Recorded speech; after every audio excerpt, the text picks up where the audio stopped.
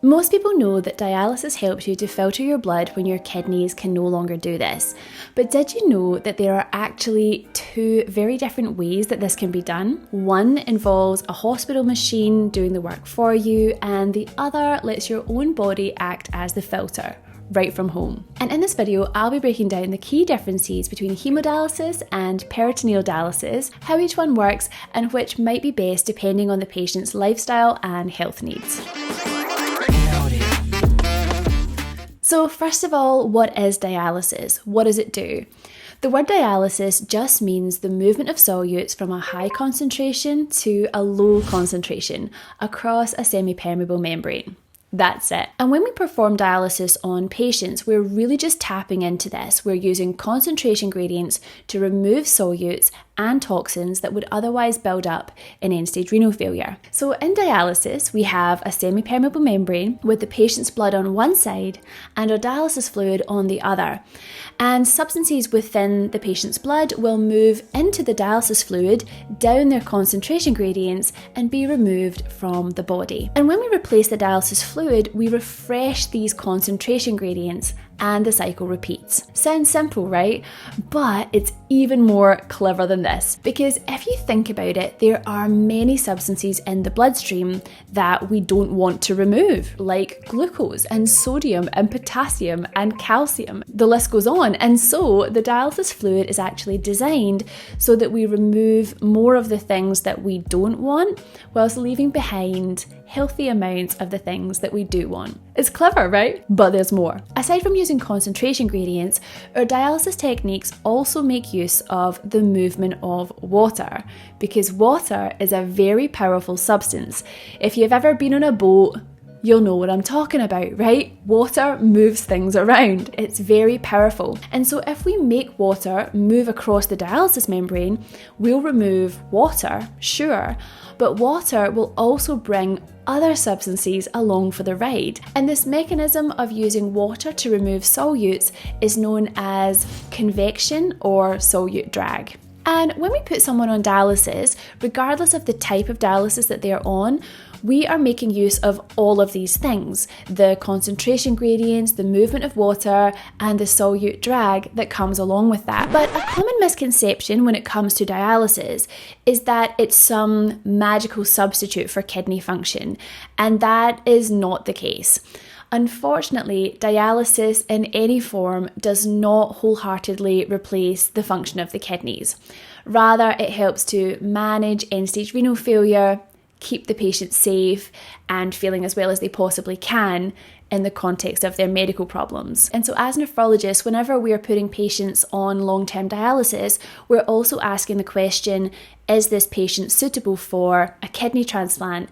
And if they are a transplant candidate, then of course we'll be taking steps towards that. So dialysis is not a magic bullet. It doesn't replace all the functions of the kidney, but we are so grateful for this technology. And now that you understand the concept and goals of dialysis, let's look at how each method actually works. First up, hemodialysis.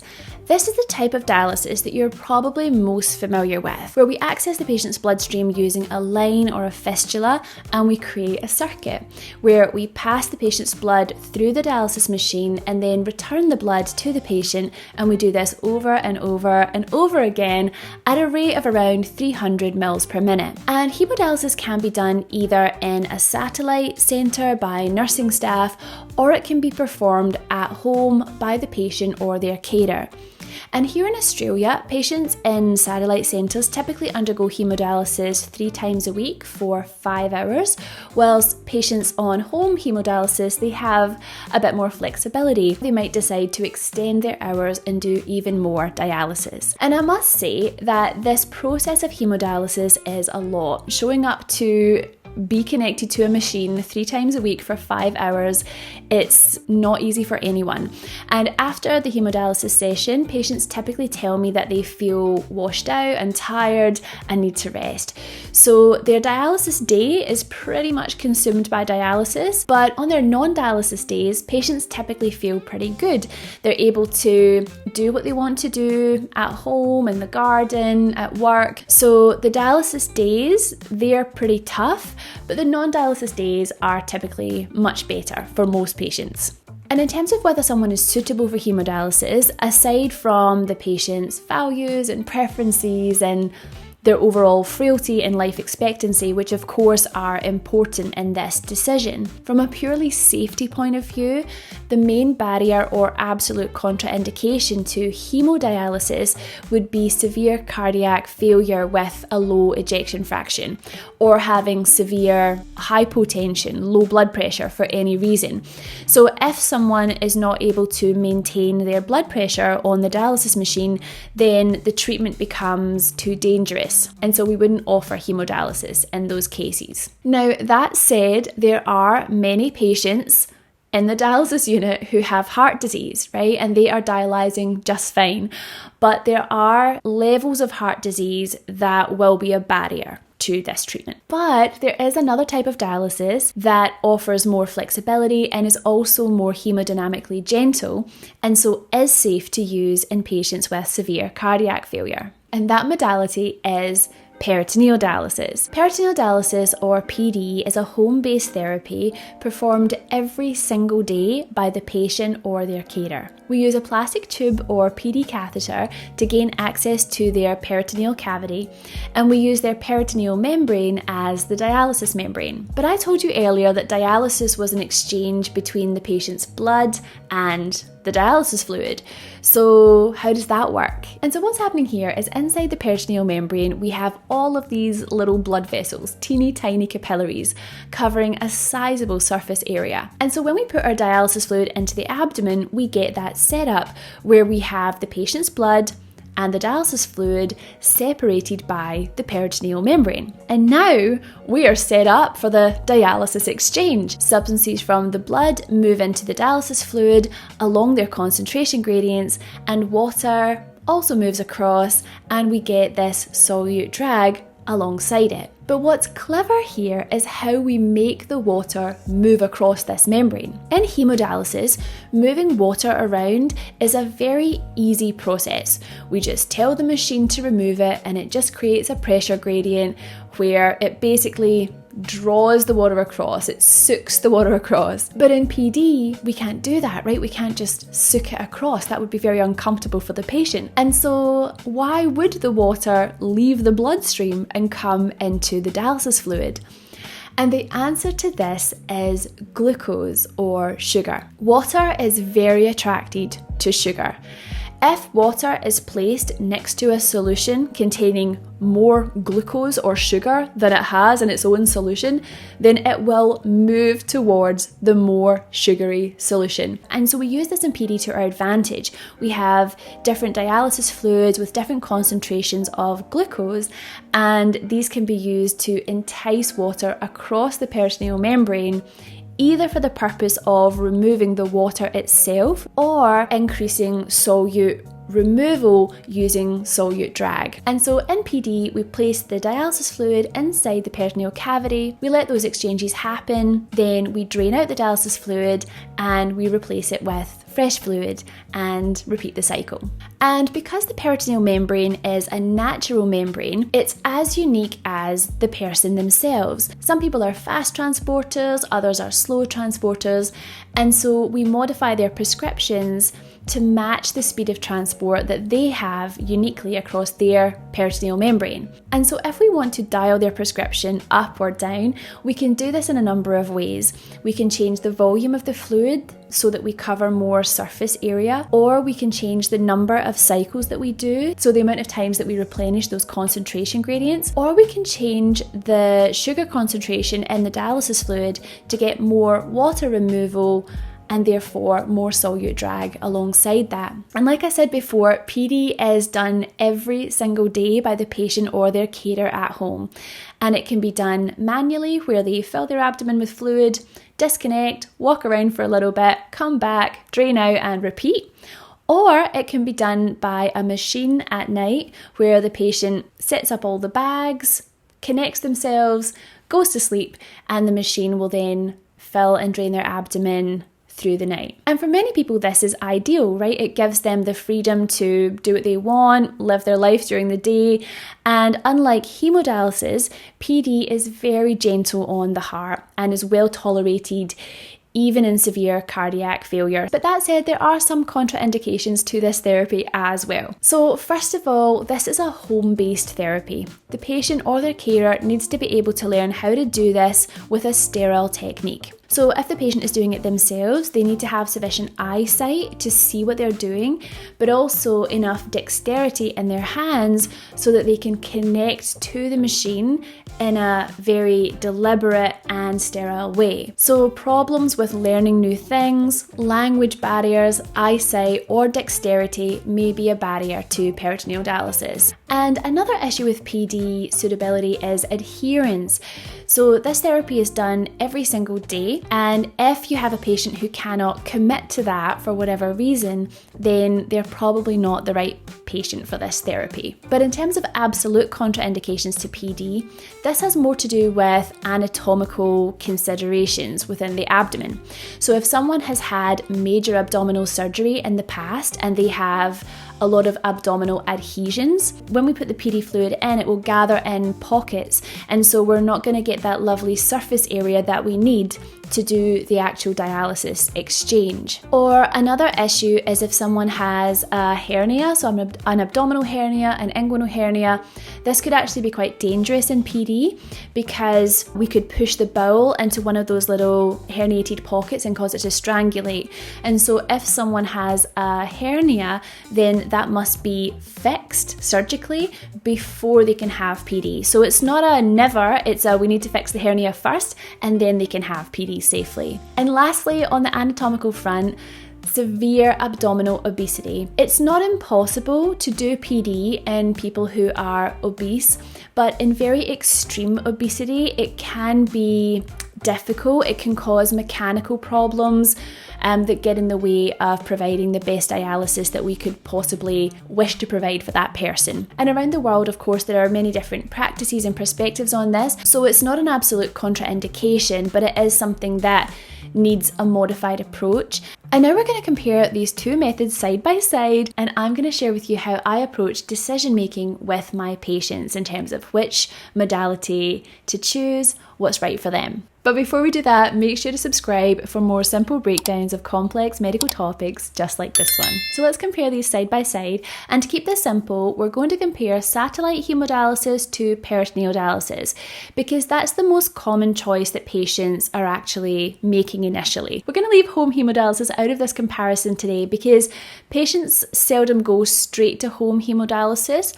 Usually they will begin with satellite hemo and transition to home, or they'll start with peritoneal dialysis and then later transition. So today, let's compare satellite hemodialysis with peritoneal dialysis. So we said before that hemodialysis patients need to travel to a satellite centre 3 times a week for up to 5 hours.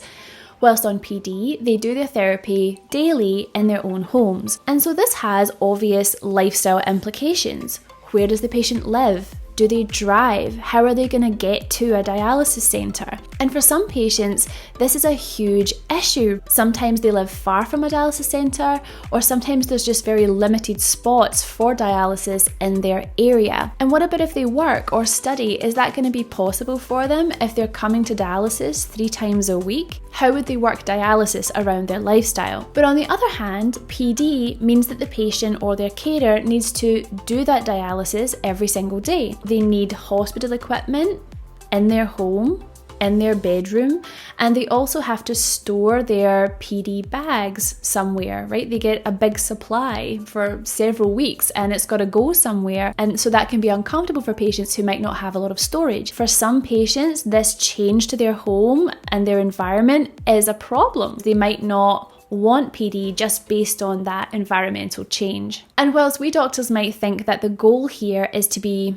in our homes, doing our thing, there are also a few patients out there who are quite socially isolated and depressed and lonely. And so sometimes for certain patients, they can actually thrive by coming to a satellite centre, meeting other patients, connecting with the nursing staff. They will thrive more in that environment than doing dialysis at home. And something I always check before one of my patients commits to a type of dialysis, I'll check what their plans are for travelling overseas. So you can travel overseas with both hemodialysis and peritoneal dialysis, but PD gives the most flexibility and freedom by far. So if you're on PD, and you want to go to a particular country, you can have your PD bags and other equipment can be delivered to you at your accommodation overseas. Whereas hemodialysis is a little bit more tricky. You need to arrange a holiday dialysis spot for yourself, and you're going to need to pay for that privately. And that can be done, and it is available in many countries. And I also know about some cruise ships that have dialysis availability on them. And here in Australia, we have something called the Big Red Kidney Bus, which has dialysis facilities on board, and it goes to different parts of Australia. The dialysis patients can holiday nearby. That's another option as well. So if I had a patient who was particularly keen on traveling overseas a lot, then PD is a lot more flexible and would probably be better for them. And something else that's great about PD, coming back to the fact that it's so hemodynamically gentle, apart from the fact that that means that it's more gentle on the heart, it also means that it's more gentle overall on their circulatory system. And what that means is that they have a better urine output for a longer time. So patients on peritoneal dialysis, they pass a lot more urine than patients on hemodialysis. And that is a wonderful thing because it means that they can drink more, they're less fluid restricted, and that helps to improve their quality of life. And so we can see that the choice of hemodialysis versus peritoneal dialysis is going to be unique to the person in front of us. And now I'm going to tell you how I approach this discussion in my real life clinical practice with my patients. So the first thing I'll do is I'll consider if they are a dialysis candidate or not. And that is a whole other video. But in a general sense, it's about whether I think the patient would suffer on dialysis. So for example, if someone is extremely frail or they have a terminal illness or severe dementia, my own personal practice is that I wouldn't recommend dialysis in those patients because I don't think it's going to benefit them overall. But if I think someone could benefit from dialysis, then I would consider what type of dialysis am I going to put on the table for them. And this is where those absolute contraindications come into play. If they have severe heart failure, hemodialysis might be intolerable or dangerous for them, so I'm going to be leaning more towards peritoneal dialysis or supportive care in that patient. And supportive care is where you don't do dialysis, but they come to clinic and we manage their symptoms instead. And equally, if they have had major abdominal surgery with lots of adhesions, or if they're very non-adherent, or if I don't think that they have sufficient eyesight or dexterity, then I'm probably not going to be suggesting that they go on to peritoneal dialysis, and instead I'm going to be offering hemodialysis or supportive care in those patients. And in some patients, of course, they are suitable for everything. So we decide as the clinician what's possible and realistic, and then educate the patients on all of those potential options for them, including supportive care where appropriate. And then with the benefit of that education, the patient knows all of their options, and we have further discussions about which treatment is going to be right for them. Dialysis, no dialysis, hemodialysis or peritoneal dialysis. And even if they choose one option now, circumstances can change, right? And so some patients start on hemodialysis and then transition to PD. Some patients start on PD and then transition to hemodialysis. So hemodialysis versus peritoneal dialysis is now very easy. But what's the difference between hemodialysis and hemofiltration? You can find out inside this video right here. Go ahead, click on that, and I'll see you in there.